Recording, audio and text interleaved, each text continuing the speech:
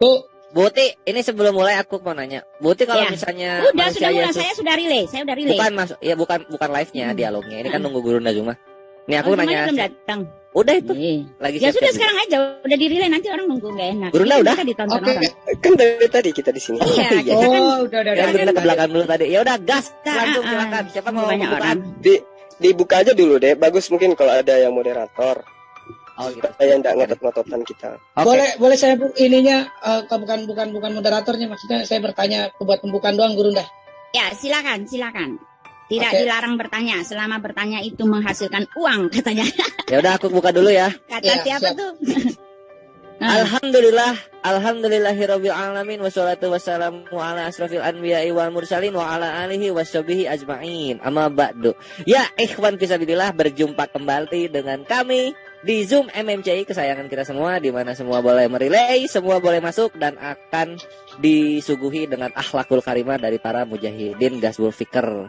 Nah, sekarang di Zoom MMCI kali ini kita sudah kedatangan tamu yang akrab dengan kita, yaitu Ibu Uti Watimena. Semoga hidayah Allah sampai kepadanya. Dan ini akan berdialog dengan gurunda kita tentunya, yaitu Gurunda Zuma, dengan topik siapakah yang benar-benar Tuhan? Apakah Allah Azza wa Jalla atau Yesus, apa tadi Bu? Buti Hamasyah ya? Yesus Hamasyah. Yosua Hamasyah. Azza wa Nah, Jalla. ini akan dimulai dan berkembang nanti dialognya, dan insya Allah akan mendapatkan manfaat untuk yang menonton. Jadi selamat menikmati tanpa berpanjang lebar, silahkan. Tadi katanya Akhi Jion ingin membuka dengan pertanyaan, silahkan. Dari Akhi Jion dulu nih, ikhwah. Lanjut. Baik, terima kasih. Akhi MDM udah. Bismillahirrahmanirrahim. Dengan menyebut nama Allah yang Maha Pemurah lagi Maha Penyayang, sesembahannya daripada Nabi Isa atau Yesus yang adalah salah satunya Tuhan pencipta langit dan bumi. Ini Bu,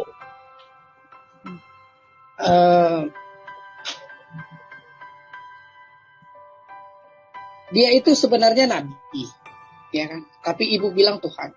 Bagi orang saudara Kristen, ya kan, berdebat dengan orang Kristen itu kudu wajib meninggalkan akal dan logika. Begitulah ketika Anda mengatakan dia itu bukan Nabi, tapi Tuhan, karena dia benar-benar Nabi. Dia menerima firman dari Allah, ya. Allah tidak pernah menerima firman dari Nabi. Yang ada adalah Nabi menerima firman dari Allah. Yesus 17 nomor 8. Yohanes 17 nomor 8. Yesus berkata, di dalam kitab Anda bahwa segala firman yang kau berikan kepadaku telah kusampaikan kepada mereka. Mereka ini siapa? Yaitu Bani Israel. Artinya Yesus ini bukan Tuhan. Yesus ini adalah penerima firman. Yang menerima firman itu biasanya level-levelnya Nabi, Bu. Jadi Yesus itu bukan Tuhan. Pahami itu, Bu. Silakan lanjut. Saya ini Ya, silakan Pak Juma. Baik, terima kasih atas kesempatan yang diberikan kepada saya. Assalamualaikum warahmatullahi wabarakatuh. Damai sejahtera untuk kita semua, sahabat-sahabat sekalian. Dialog terjadi antara Islam dan Kristen bukan untuk saling caci maki atau saling menghina satu sama lain, tetapi semakin mendewasakan kita di dalam beragama, saling menghargai antar anak bangsa. Yang saya hormati Ibu Uti, terima kasih sudah meluangkan waktu. Kita berdialog tentang sisi kebenaran yang kita punya. Mari kita sama-sama mengurai kebenaran itu, versi Ibu dan juga versi saya. Tema kita adalah siapakah yang menciptakan? Yesus atau yang Ibu Uti sebut Yosua Hamasyah, ataukah Allah Azza wa Jalla? Kalau kita berbicara mengenai pencipta, Al-Quranul Karim itu sudah jelas ya, bahwa Allah menyatakan dirinya pencipta langit dan bumi. Di dalam Al-Quran, Allah memperkenalkan diri. Akulah yang menciptakan segala sesuatunya, ya, baik langit maupun bumi, dan apa yang ada di antara keduanya. Itulah kemudian yang menjadi aspek utama di dalam ajaran agama Islam, sehingga umat Islam itu mengedepankan pemahaman iman, bahwa segala sesuatu yang ada di atas muka bumi ini, itu adalah ciptaan Allah, dan tidak ada kemudian unsur lain, pencipta lain selain daripada esensi Allah yang kami kenal dengan Maha Suci lagi Maha Tinggi. Nah, kalau berbicara mengenai konsep Tuhan, ya, di dalam pengajaran Islam, eksistensi Tuhan adalah salah satu masalah yang paling fundamental pada diri manusia. Karena penerimaan ataupun penolakan terhadap pemberian konsekuensi ini, itu kemudian maaf, berapa waktu ya kita miliki ya? Biar saya juga punya maaf sebentar saya potong. Berapa waktunya Pak? Bebas. Kita belum atur timer. Bebas. Oh iya. Ya, kita Jadi 4 menit. Timer Ya. atur, saya nggak mau bebas. Saya nggak mau bebas. Ya udah baik, 4 menit, silakan. 4 menit. Lanjut. Ya. Ya, jadi sekali lagi saya katakan bahwa bagi kami Tuhan itu adalah pencipta, tidak ciptaan, bukan ciptaan tetapi esensi yang maha menciptakan. Lalu kemudian ketika berbicara mengenai Allah Maha Pencipta, maka pondasi pokok utama di dalam pengajaran agama Islam itu tertuang di dalam Al-Qur'anul Karim. Inna fi khalqis samawati wal ard wa ikhtilafil laili wan nahari la yatil la ilil albab. Jadi Al-Quran menerangkan sesungguhnya dalam penciptaan langit dan bumi dan silih bergantinya siang dan malam atau malam dan siang itu terdapat tanda-tanda bagi orang-orang yang berakal. Kemudian dikatakan dalam Al-Quran, wa min ayati khalqus samawati wal ar wa ikhtilafu alsinatikum wa alwanikum. Ya, alsinatikum wa alwanikum artinya bahwa di antara tanda-tanda kekuasaan Allah adalah diciptakannya langit dan bumi serta berlainan bahasa dan warna kulit makhluk. Itu adalah tanda-tanda bahwa Allah itu Maha Pencipta. Jadi kemudian di dalam Al-Quran banyak data yang dimana Allah itu menyatakan dirinya sebagai pencipta langit dan bumi. Nah, di dalam kitabnya Bani Israel yang namanya Tuhan juga mengklaim dirinya sebagai pencipta langit dan bumi. Nah, yang jadi masalah sekarang, Yesus ya, yang disembah oleh sahabat Kristen itu tidak pernah mengaku sebagai pencipta langit dan bumi. Yang saya tahu, yang namanya Tuhan, seperti di dalam Islam itu dibangun di atas fondasi dasar, yaitu akidah. Akidah ini menjelaskan bahwa di balik alam semesta, manusia dan hidup, itu terdapat pencipta yang disebut kemudian dengan Al-Khaliq, yang telah menciptakan semua unsur yang ada. Alam semesta, manusia, kehidupan, dan seterusnya. Nah, lalu kemudian, ketika Allah menyatakan diri sebagai pencipta, Allah kemudian menuzulkan utusan-utusan untuk mengajarkan kepada manusia bahwa tiada Tuhan selain Allah. Bahwasanya pencipta telah menciptakan segala sesuatu dari tidak ada menjadi ada. Allah Subhanahu wa taala bersifat wajibul wujud, artinya wajib ada. Sebab kalau tidak demikian, berarti ia tidak mampu menjadi khalik. Ia berarti sesuatu yang tidak ada. Sederhananya begini. Ketika kita melihat jejak manusia, itu sudah pasti manusianya ada. Ketika kita mendengarkan suara, itu sudah pasti sumber suaranya ada. Ketika kita melihat alam semesta ini, itu sudah pasti bahwa penciptanya itu ada. Pencipta ini kudu wajib mengaku dirinya pencipta. Itulah yang disebut dengan wahyu. Wahyu Allah menyatakan diri kepada manusia bahwa dialah Allah pencipta langit dan bumi. Demikian sementara. Ya, terima kasih. Ya, kasih timernya dong, Slayer itu apa? Kores. Enggak aman, aku Kores. hitung ini 948 butik sampai 952. Lanjut. 948 ya, aku lihat di timerku aja ya. Jadi gini ya, selamat pagi, salam kebenaran, nyatakan kebenaran, baik atau tidak baik waktunya. Hari ini kami pagi-pagi saya dengan Mr. Juma Mr. Gurunda gitu kan, sedang berdiskusi mengenai apakah Tuhan itu, mana Tuhan yang menciptakan langit dan bumi ya, apakah itu Tuhannya Pak Juma atau Tuhannya orang Kristen ya. Nah, masalahnya ketika saya mendengar perkataan dari Pak Juma yang mengatakan dengan melihat ciptaannya gitu kan, kita akan tahu bahwa Tuhan itu ada. Ya memang betul, saya juga tahu ketika saya melihat, makanya saya suka jalan-jalan melihat gunung-gunung, melihat laut ya, dari atas ketinggian saya lihat ke bawah, wah luar biasa. Di situ saya akan terkagum-kagum melihat ciptaan Tuhan. Tetapi masalahnya Tuhan yang mana dulu yang menciptakan itu ya? Karena Alkitab dengan jelas mengatakan Tuhan atau Allah segala bangsa-bangsa.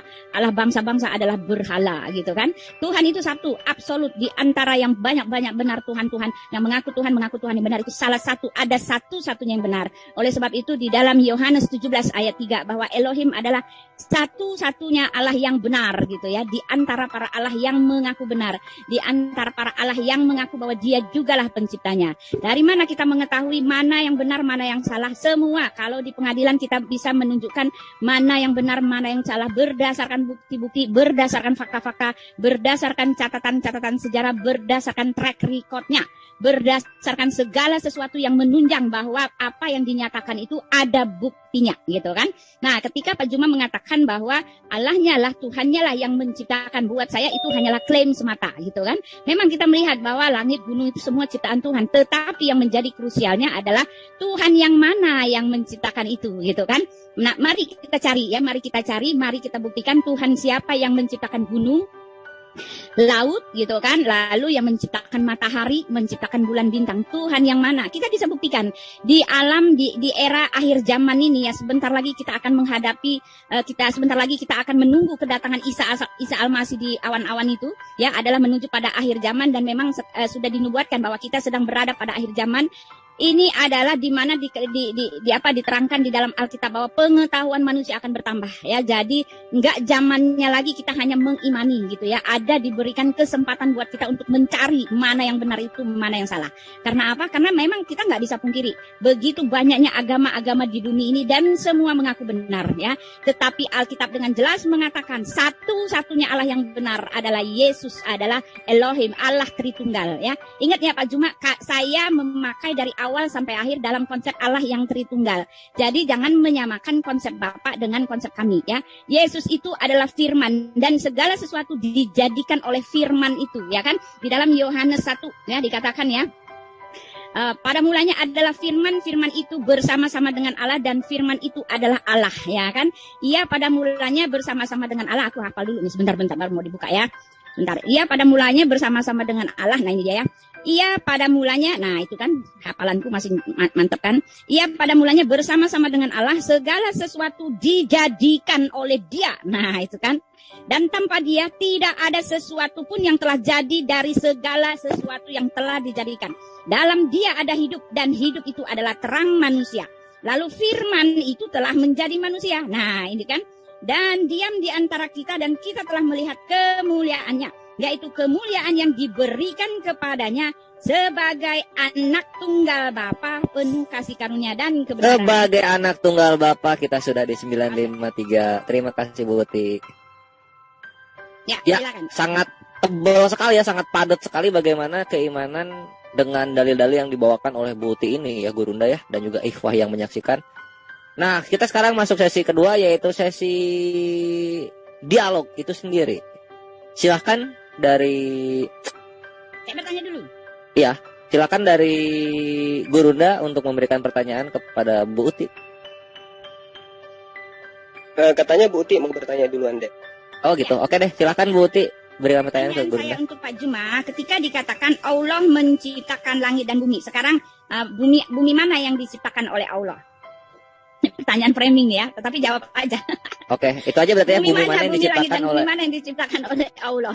Siap, bumi mana yang diciptakan oleh Allah Gurunda, dari 954 sampai ke 958. Tafadhol. Ya, jadi Al-Qur'an menerangkan ya Bu Uti, inna fi khalqis samawati wal ard wa ikhtilafil laili wan nahar. Jadi bumi mana yang kemudian diciptakan oleh Allah? Bumi yang padanya terjadi silih bergantinya malam dan siang. Berarti bumi yang kita pijak sekarang ini, itu yang dicipta oleh Allah Subhanahu wa ta'ala. Ya. Jadi jelas ayatnya ya, jelas ayatnya, bahkan perintahnya itu dikatakan fal yanzuril insanu mimma khulika mimma indafiqa yakhruju min bainis sulbi wat taraib. Hendaklah manusia memperhatikan dari apa ia diciptakan. Nah, jadi perintah-perintah ini kemudian mengajak manusia untuk memikirkan. Jadi kalau mengenai esensi pencipta itu sudah final. Dialah esensi yang menciptakan langit dan bumi, dan kami tidak pernah menggantikannya dengan sosok apapun. Jadi ketika Bu Uti bertanya bumi yang mana diciptakan oleh Allah, saya terangkan bumi yang di dalamnya berganti antara malam dan siang. Inna fi khalqis samawati wal ard wa ikhtilafil laili wan nahari. Demikian Bu Uti. Ya, jawab aja Pak. Saya kan itu idenya Bapak sekarang. Gurunda dicukupkan atau mau dihabiskan? Ini masih ada 2 menit lagi sampai 9:58. Jadi 4 menit Ya. itu menjawab pertanyaan atau bertanya gitu aja Pak. Oke. Di dalam semua ya. Jadi di dalam ayat Al-Quran itu banyak dalil yang serupa dengan ayat yang saya bacakan tadi. Bagaimana kemudian ayat-ayat ini mengajak kita selaku manusia untuk memperhatikan alam semesta dengan seksama dan melihat apa yang ada di sekeliling kita. Bahwa tidak akan mungkin kemudian ada alam semesta kalau tidak ada yang menciptakan. Nah, ajakan inilah kemudian sebuah ajakan yang dijadikan sebagai petunjuk akan adanya pencipta yang mengatur alam semesta ini. Nah, yang mengatur alam semesta ini kemudian kami sebut dengan sebutan Allah yang maha suci lagi maha tinggi. Itu yang kami imani, Bu Uti. Nah, sekarang kalau kemudian Al-Quran menerangkan seperti itu, lalu kemudian Bu Uti mengatakan itu adalah klaim. Ya, betul. Pencipta alam semesta harus mengklaim dirinya sebagai pencipta alam semesta. Begitu yang tertuang di dalam Al-Quran, juga di dalam Perjanjian Lama, Sang Tuhan mengaku sebagai pencipta langit dan bumi. Nah, sekarang pertanyaan saya, kenapa Yesus yang Bu Uti tuhankan itu tidak pernah mengaku sebagai pencipta langit dan bumi? Demikian. Udah habis waktunya. Ya, Masih ada 1 menit lagi, cuma karena Gurunda Iya. cukupkan silakan Bu Uti. 9:57 sampai 9:61. 10:01. Lanjut. Ya. Ya, jadi ini ya Pak Juma mengatakan bahwa pencipta alam semesta. dia harus Sebentar. Bu Uti, sebentar salah. Gurunda belum, pertanyaannya belum Gurunda. Pertanyaan dulu aja. Ya, itu pertanyaan saya barusan. Pertanyaan saya, Tuhan di dalam Al-Quran itu mengaku sebagai pencipta langit dan bumi. Itu di dalam Al-Quran. Kemudian di dalam kitabnya Bani Israel, misalnya di Yesaya 42 pasal 5, Yesaya 44 23, Yesaya 45 pasal 12, itu Tuhan mengaku sebagai pencipta langit dan bumi. Nah, pertanyaan saya, kenapa Yesus yang dituhankan oleh Ibu Uti itu tidak pernah mengaku sebagai pencipta langit dan bumi? Itu pertanyaan saya. Cakep. Ya, ini sangat jelas ya, nggak perlu diulang. Silakan Bu Uti dari 9:58 sampai 10:02. Ya, saya mau jawab dulu ya, kenapa Yesus yang bilang Tuhan itu tidak pernah menyatakan bahwa dia pencipta langit dan bumi. Saya kan tadi sudah kasih warning kepada Pak Juma. Jangan mengambil konsep Tuhannya Bapak ke dalam konsep kita, ke kami. Karena memang jelas kita beda. Cara pandang kami, cara kami menilai, cara kami melihat, dan cara kami membuktikan adalah dengan cara bagaimana itu apa adanya. Kami mengenal Allah yang Tritunggal. Jadi ketika dikatakan di mana Tuhan kalian orang Kristen menciptakan langit dan bumi, jelas dikatakan di dalam Kejadian 1. Kejadian 1 itu justru ditulis ya, itu adalah para pertama kali peradaban bumi dibuat. Dan yang menciptakan langit dan bumi itu jelas dikatakan bahwa itu adalah Elohim. Dan jelas dikatakan bahwa Elohim itu akan datang sebagai manusia. Nah, pada eranya waktu itu, karena Alkitab kami itu ditulis dalam ribuan tahun dalam kronologis. Jadi kita bisa melihat dari yang pertama, lalu yang ke tengahnya, lalu hasil dari tengahnya itu apa, lalu yang ke belakangnya. Kita harus melihat itu dari sisi kronologis peristiwa ya, catatan ribuan tahun itu ya. Pertama kali telah tercatat bahwa pencipta langit dan bumi itu adalah Yud He Vav He ya, Tuhan ya, Elohim. Nah, setelah itu dia menyatakan lewat perjalanan bangsa Israel itu bertahun-tahun itu, dia menyatakan dia akan datang, dan dia akan datang bukan sebagai pencipta lagi, karena langit dan bumi itu sudah diciptakan. Dia datang sebagai penebus dan juru selamat, karena dialah yang akan menyelamatkan umatnya dari dosa-dosa mereka. Itulah konteksnya. Dan ketika Yesus datang, dia jelas mengatakan, aku datang bukan untuk dilayani, melainkan untuk melayani dan memberikan nyawaku menjadi tebusan bagi banyak orang. Kedatangan Yesus itu justru tidak minta disembah sembut, justru tidak mengaku. Bahkan di depan orang Farisi itu dia menutup diri ya.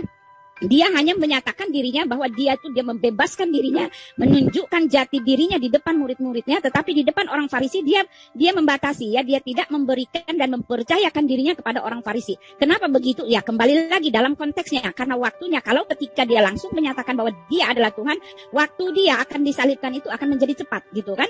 Nah itu dia, jadi semua harus dilihat dari konteksnya. Kedatangan Yesus itu adalah penebus, sebagai penebus dan juru selamat, tetapi kami tahu kenapa bahwa dialah yang menciptakan langit dan bumi, lalu rasul-rasulnya tahu bahwa dialah yang menciptakan langit dan bumi. Itu pernyataan dari Yohanes yang saya kasih tahu tadi. Segala sesuatu diciptakan oleh dia dan tanpa dia tidak ada sesuatu yang jadi sebelum segala sesuatu yang dijadikan. Siapa dia? Yaitu Firman, yaitu Allah sendiri yang telah menjadi manusia itu. Ya jelas yang menyatakan itu adalah rasulnya, dan rasulnya ini adalah saksi mata yang melihat perbuatan ketuhanan yang dia lakukan. Karena Yesus mengatakan kalau kamu tidak percaya bahwa akulah dia, bahwa akulah Bapa itu, kamu akan mati dalam dosamu. Atau setidak-tidaknya kamu percayalah, lihatlah akan pekerjaan-pekerjaan itu. Yesus menunjukkan ketuhanannya di depan mata rasul-rasul, dan rasul-rasul itulah ininya gitu ya. Jadi kalau ketika Bapak mengatakan mana Yesus mengaku Tuhan? Yesus mengaku Tuhan bukan cuma mengaku ya, mengaku pencipta bukan mengaku, tetapi dia menunjukkan, dia membuktikan, dan dia menunjukkan di depan murid-muridnya. Oleh sebab itu muridnya mengatakan dialah di dalam dia. Telah di dalam dia segenap kepenuhan Allah itu ada di dalam dia. Dialah pencipta alam semesta ini ya. Jadi ada ikrar dari buktinya sendiri ya, saksi ahlinya sendiri yang mengatakan seperti itu. Dan Yesus sudah membuktikannya bahwa perkataan Allah yang di dalam kitab perjanjian lama ribuan tahun lalu, dialah yang menggenapinya. Nah, ini konteksnya yang harus Bapak lihat. Jangan disama-samakan dengan konteksnya Bapak. Akulah Tuhan, sembahlah aku. Entah di mana dia, perjalanan sejarah apa yang telah dia buktikan bahwa dia itu adalah pencipta, nggak ada gitu kan.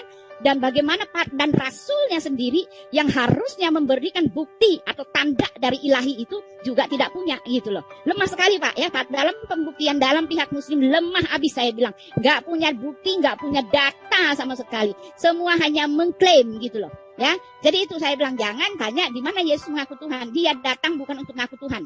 Tetapi kenapa kami menyembah dia Tuhan?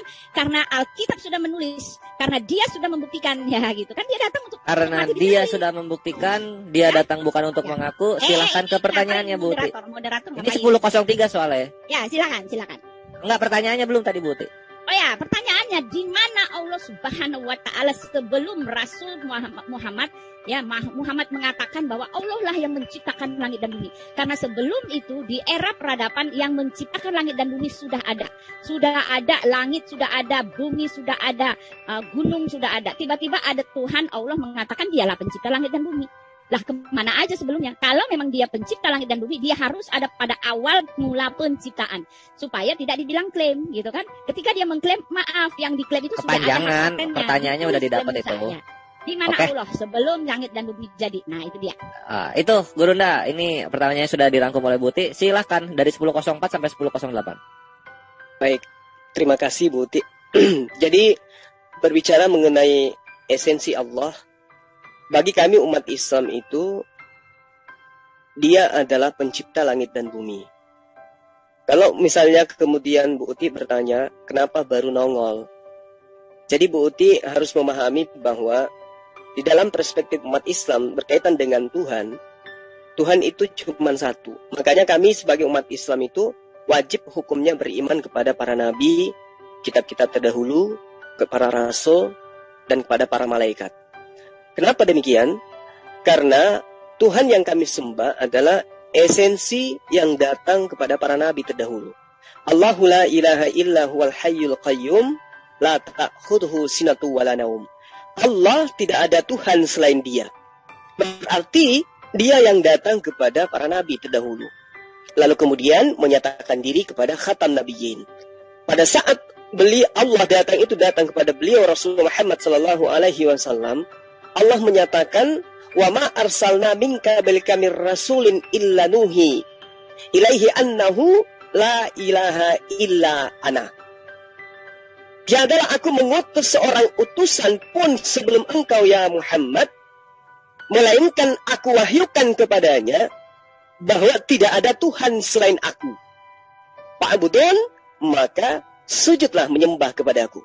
Nah, kalau di dalam kitab Yesaya 66 pasal 23 diterangkan begini. Bulan berganti bulan, sabat berganti sabat, maka seluruh umat manusia akan datang untuk sujud menyembah di hadapanku. Itulah firman Tuhan. Nah, Tuhan inilah yang dimaksud.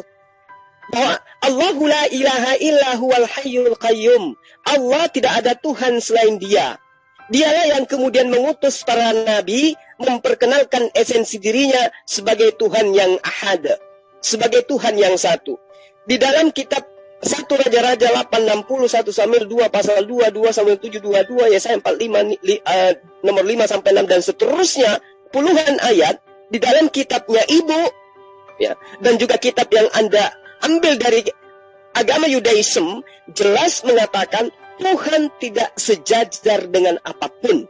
Dan Tuhan yang tidak sejajar dengan apapun itulah yang kami sebut dengan Allah Subhanahu wa ta'ala. Makanya kami mengimani Nabi Musa. Karena Allah yang kami sembah yang datang kepada Nabi Musa, Abraham, Ishak, Yakub, bahkan Yesus kami imani sebagai utusan Tuhan.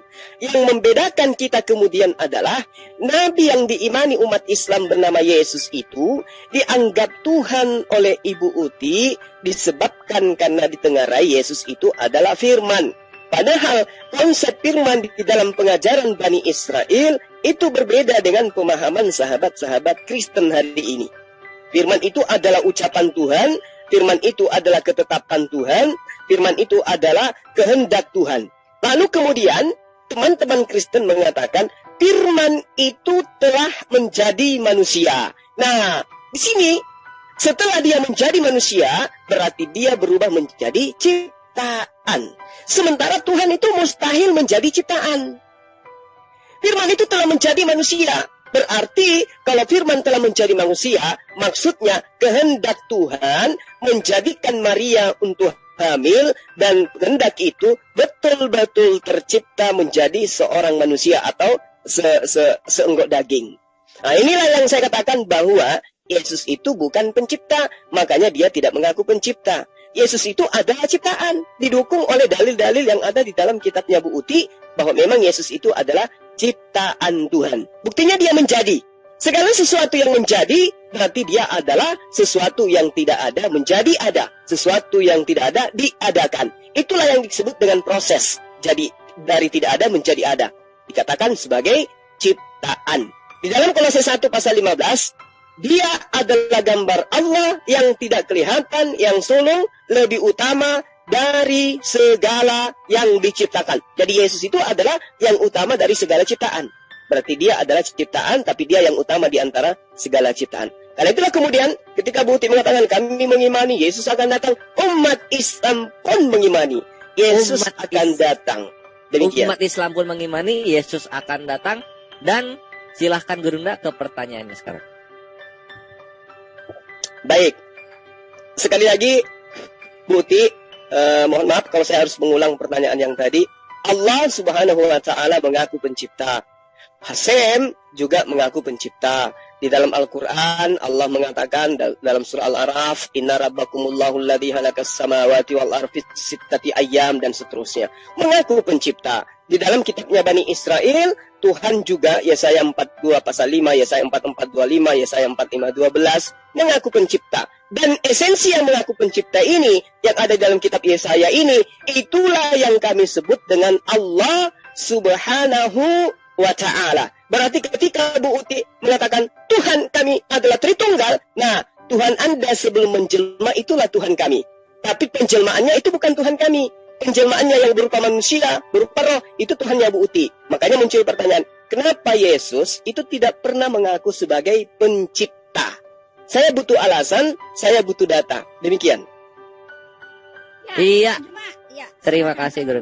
Pak Juma bertanya kepada saya, tetapi pertanyaan saya nggak dijawab. Dia hanya mengklaim lagi ya dari awal sampai akhir. Putih sampai 10:14 ya. Ya, 10:14 ya. Ya hanya mengklaim Pak Juma. Kenapa tadi Pak Juma mengatakan bahwa Tuhannya Tuhan yang itu datang kepada nabi-nabi terdahulu gitu kan. Tuhannya datang kepada nabi-nabi terdahulu, dan itu memang benar pernyataan dari Allah sendiri. Dia mengatakan bahwa ketika ada pertanyaan-pertanyaan dari orang-orang, kenapa sih kok nggak ada buktinya sih setiap wahyu-wahyu yang kamu nyatakan, ya, lalu dikatakan bahwa oh itu bukti-buktinya ada di kitab terdahulu gitu kan, di dalam Taha 20 ayat 133 itu kan. Dan mereka berkata, mengapa tidak membawa bukti kepada kami dari Tuhannya, dan apakah belum datang kepada mereka bukti yang nyata dari apa yang tersebut di dalam kitab-kitab terdahulu gitu kan.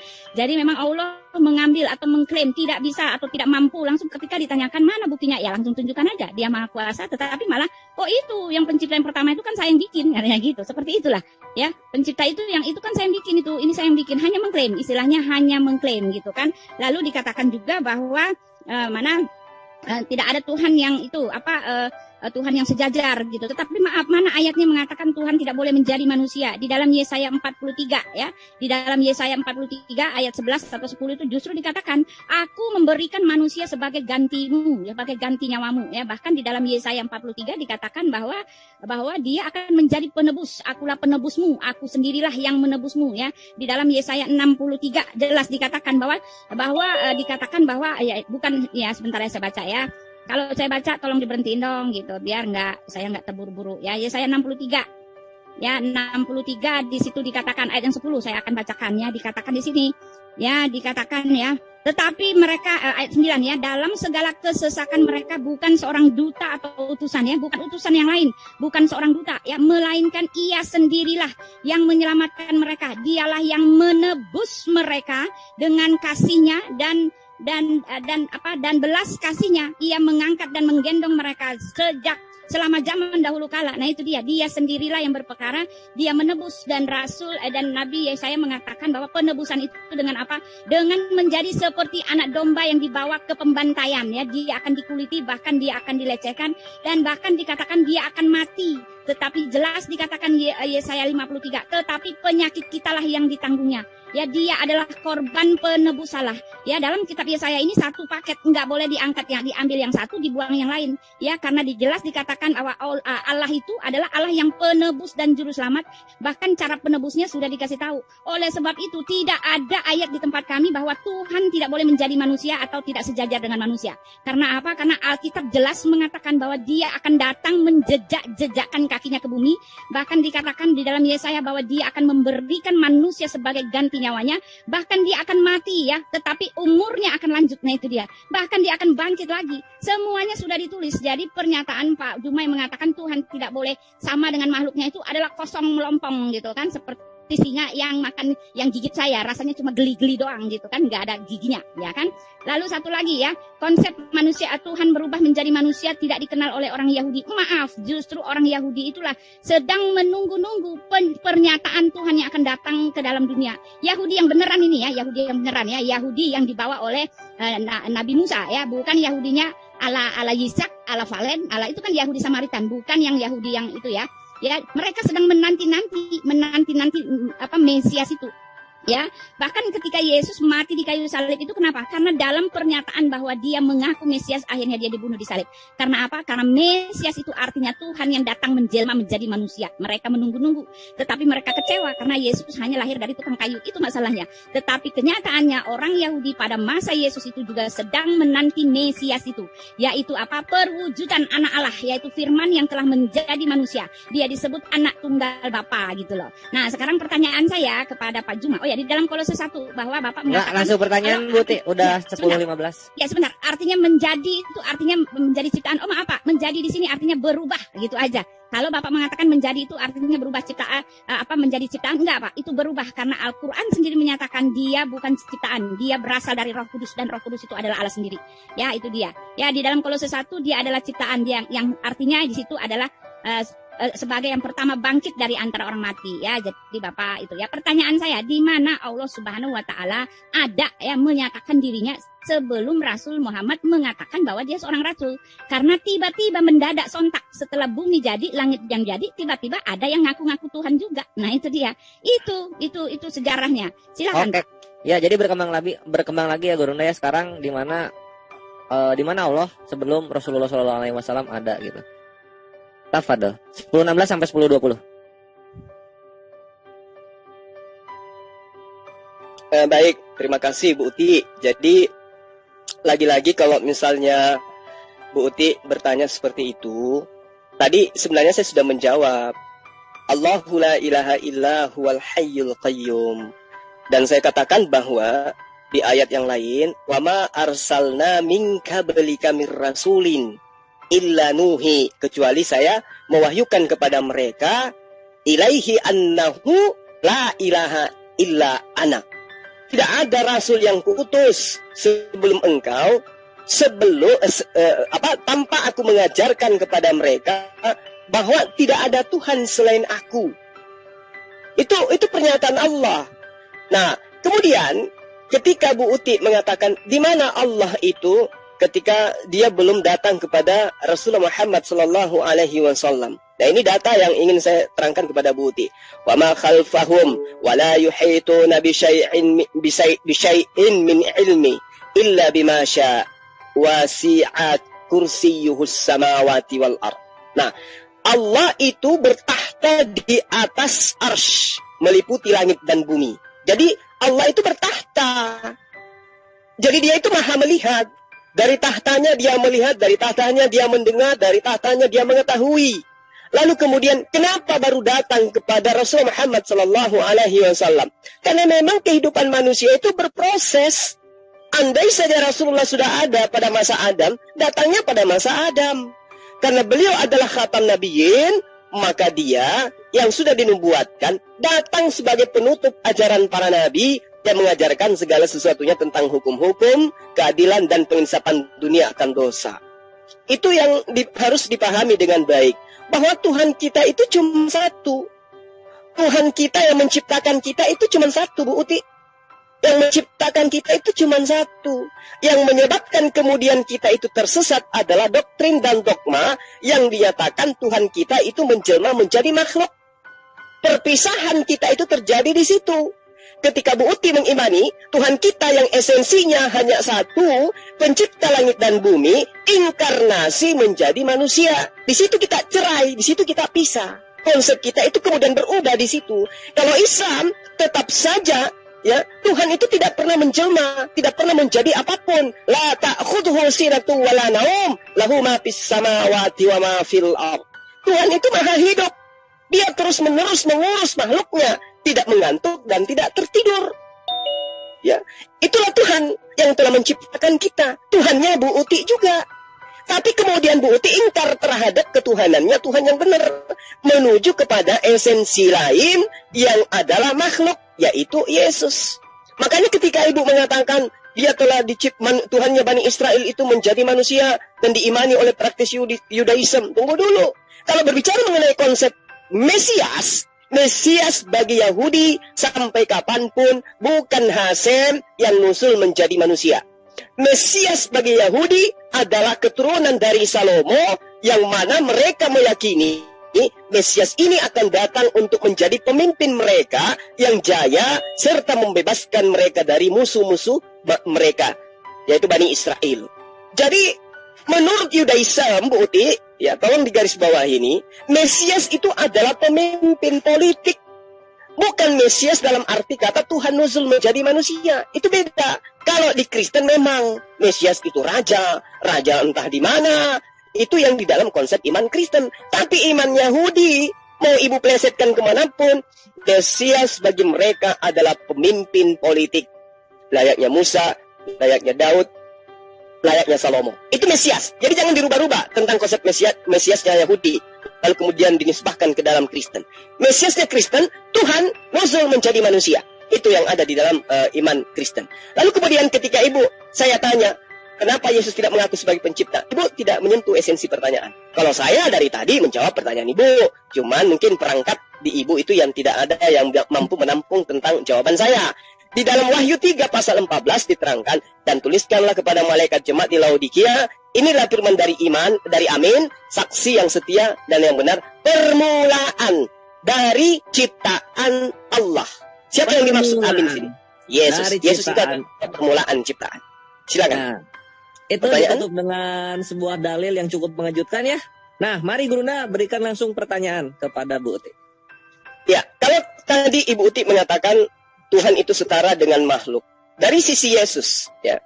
Dari sisi Yesus, apanya Yesus yang kita anggap setara dengan Tuhan? Satu, Yesus dua komponen, roh, jasad. Jasadnya jelas manusia, anak Maria. Rohnya, mari kita lihat secara data. Di dalam kitabnya Ibu, Zakaria 12 pasal 1 diterangkan begini. Ucapan ilahi firman Tuhan tentang Israel. Demikianlah firman Tuhan yang membentangkan langit, yang meletakkan dasar bumi, dan yang menciptakan roh dalam diri manusia. Berarti roh dalam diri manusia itu adalah ciptaan. Yesus adalah manusia? Yes. Berarti roh yang ada dalam dirinya berdasarkan data ini, itu adalah roh ciptaan Tuhan. Nah, lalu kemudian di dalam Yeremia 1 pasal 5, sebelum aku membentuk engkau dalam rahim ibumu, aku telah mengenal engkau, dan sebelum engkau keluar dari kandungan, aku telah menguduskan engkau, aku telah menetapkan engkau menjadi nabi bagi bangsa-bangsa. Jadi data ini sudah sangat jelas bahwa sebelum segala sesuatunya itu berada pada diri manusia, itu prosesnya bermula dari ciptaan. Makanya ada Wahyu 3 pasal 14. Pertanyaan saya yang ketiga kalinya, kenapa Yesus tidak mengaku sebagai pencipta? Silakan. Ya. Mari Bu Ti, dari 10 berapa nih? 10:23 sampai 10:27. Ya, terima kasih. 10:23 sampai 27 ya. Jadi pertanyaan saya itu harus jawab dulu, Pak. Saya minta bukti, bukan minta dalil-dalil, asumsi-asumsi ya. Dikatakan bahwa Allah itu ya, Allah bertata di asri gitu kan, bertata lalu dia melihat, lalu dia berproses. Loh, mana buktinya? Itu yang saya minta, bukti konkret nyata di mana ada satu yang mencatat bahwa ketika belum peradaban dunia ini jadi, Allah lah yang menciptakan langit dan bumi, sama seperti yang dilakukan oleh Musa gitu kan. Musa telah menciptakan, Pak. Jadi ketika ada Allah ada Tuhan yang mengaku bahwa dia itu adalah pencipta langit dan bumi, tetapi mendadak sontak ujuk-ujuk ketika udah ada di dalam peradaban, ya haruslah kita berpikir ini betul apa enggak, apa cuma mengklaim. Dan buktinya Pak Juma hanya beretorika, muter-muter, tidak bisa menunjukkan ada satu catatan yang mengatakan bahwa Allah lah pencipta langit dan bumi ya. Jadi itu hanya mengklaim ya. Lalu Pak Juma mengatakan bahwa Allah tidak bisa Allah tidak mengutus rasulnya kecuali mewahyukan. Oh, betul sekali, Pak. Di saat dia mengaku bahwa bukti-buktinya ada di tempat terdahulu, tetapi jelas dia mengatakan tidak ada rasul yang dia utus selain dia memahyukan. Karena di tempat kami nggak ada, Pak ya, tidak ada rasul. Jadi rasulnya itu rasulnya itu adalah bagian dari Bapak sendiri gitu loh. Tuhannya Bapak sendiri. Ya, aku tidak diutus ya, aku diutus untuk menyembah Tuhan yang ada di negeri ini, di negeri Mekah. Jadi Tuhannya Bapak itu jelas, Bapak sendiri telah mengindikasikan kepada saya bahwa Tuhannya Bapak itu adalah Tuhan yang teritorial, Tuhan satu tempat ya, seperti yang tercatat di dalam Alkitab kami, segala Allah bangsa-bangsa adalah berhala. Sedangkan di kitab kami jelas mengatakan bahwa satu-satunya Allah yang benar, di antara yang mengaku-ngaku benar, di antara yang mengklaim-klaim sayalah dia, sayalah dia, dialah itu ya. Yohanes 17 ayat 3, satu-satunya Allah yang benar adalah Elohim yang menciptakan langit dan bumi ya. Jadi saya bicara tentang pembuktian. Sedangkan dari pihak Bapa sendiri, Allah mengatakan bahwa bukti-buktinya ada di tempat kami. Tetapi ketika dibuktikan dia tidak bisa membuktikan. Karena apa? Karena dalil-dalil yang dia pakai juga dalil-dalil yang tidak sama, cuma serupa tetapi sama ya. Allah mengatakan bahwa dialah pembuat sejarah ya, Hud 1:20. Dan semua kisah-kisah dan rasul-rasul kami ceritakan kepadamu ialah kisah-kisah yang dengannya kami teguhkan hatimu, dan dalam surat itu telah datang kepadamu kebenaran dan pengajaran dan peringatan bagi orang yang benar. Jadi artinya patokannya adalah sejarah yang tertulis di dalam kitab Perjanjian Lama itu adalah sejarahnya. Jadi ketika ada Tuhan yang mengaku, di mana buktinya? Buktinya itu loh ada di buku sana. Tetapi ketika ditanya kapan kamu menciptakannya, dengan apa kamu menciptakannya, salah semua gitu kan, salah. Dia menulis yang salah tentang Maria, tentang Isa dibilang saudaranya Harun. Nah, itu adalah kesalahan fatal dari seorang Tuhan yang maha tahu, maha pengasih dan maha penyayang, maha besar, yang maha menciptakan sejarah. Ketika sejarahnya berbeda, ya harusnya Pak Juma berpikir ulang sampai 1000 kali, bagaimana mungkin begini, sedangkan dia dikatakan mewahyukan. Tetapi wahyunya kenapa salah? Karena dia sendiri telah mengarahkan kalian untuk mengarah kepada kitab-kitab sebelumnya. Aku itu ada di tempat kamu loh, itulah aku, katanya gitu kan. Kamilah yang melakukannya. Dan ingatlah. Tetapi setelah ditanya, disuruh ingat, nggak ada yang sama dengan ingatan gitu loh, Pak. Jangan sejarahnya yang disalahkan, jangan menyalahkan sejarah, lalu jangan menyalahkan Yesus. Bapak mengatakan bahwa di dalam Mesias ya, Mesias itu adalah pemimpin politik ya, Mesias itu adalah, oh tidak Pak ya, Alkitab mencatat bahwa Mesias itu dengan jelas ditulis oleh para nabi, seorang anak telah lahir bagi kita ya, lalu dia akan mengirimkan seorang gembala yang adalah Tuhan sendiri ya di dalam Yeskiel itu. Lalu di dalam Daniel dikatakan bahwa anak manusia itu adalah Allah sendiri ya. Lalu di dalam Maleaki, lalu di dalam Mika, banyak sekali. Kalau kita mau urut-urutkan nubuat itu bercerita tentang Allah yang nuzul menjadi manusia. Bahkan Musa sendiri telah mengatakan seorang nabi akan dikirimkan. Nabi yang mana? Nabi yang tepat seperti yang kamu minta dahulu dalam perkumpulan raya di Gunung Horeb. Nah, kita rujuk apa yang mereka minta di Gunung Horeb. Mereka minta di Gunung Horeb di dalam Keluaran 20 itu bahwa ketika Elohim itu menampakkan diri, jangan dalam wujud seperti itu, membuat kami mati. Kami minta dia datang dalam wujud seorang nabi ya. Jadi di dalam Ulangan itu juga sudah dinubuatkan oleh Musa bahwa Tuhan akan datang dalam wujud seorang manusia. Sudah dipersiapkan, sudah disosialisasi. Bahkan Yesus dikatakan di dalam Yohanes 5 ayat 18 ya, oleh sebab itu orang-orang Yahudi berusaha untuk membunuhnya, bukan karena dia meniadakan hari Sabat, tetapi karena dia mengaku atau dia mengatakan bahwa Elohim adalah bapaknya sendiri, dan dengan demikian menyamakan dirinya dengan Allah.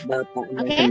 Dia mengaku menyamakan dirinya dengan Allah. Sip. Habis Pertanyaannya Buti. Iya, itu udah 10:28. Iya, pertanyaan saya tetap sama. Jangan Bapak mengatakan bahwa buktinya adalah dengan wahyu. Sekarang kalau bilang wahyu, Pak, mana buktinya pewahyuannya? Balik-balik lagi katanya pewahyuannya ada di kitab kami.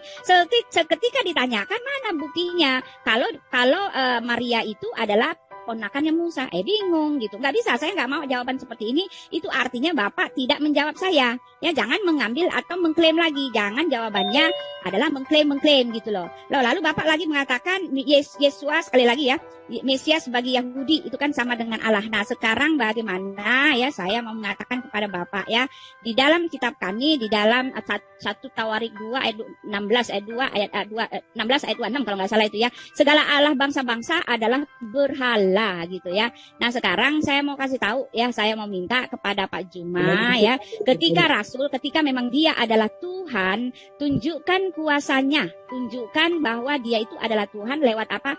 Lewat perwujudan kuasanya yang ngejawantahkan kepada Nabi. Apakah ada mujizat ilahi yang dimiliki oleh Nabi sehingga bolehlah kita percaya bahwa memang betul dia rasul dari Tuhan ya. Sekarang mana mujizatnya? Pertanyaan pertama tak terjawab, tidak memuaskan. Lalu kedua, mana mujizat ilahi yang diberikan oleh Allah kepada kepada Muhammad supaya kita tahu bahwa memang betul dia berasal daripada Tuhan. Nah, itu dia. Silakan. Bukan tidak menjawab, Buti nggak mampu menerima. Just let Mr. Juma.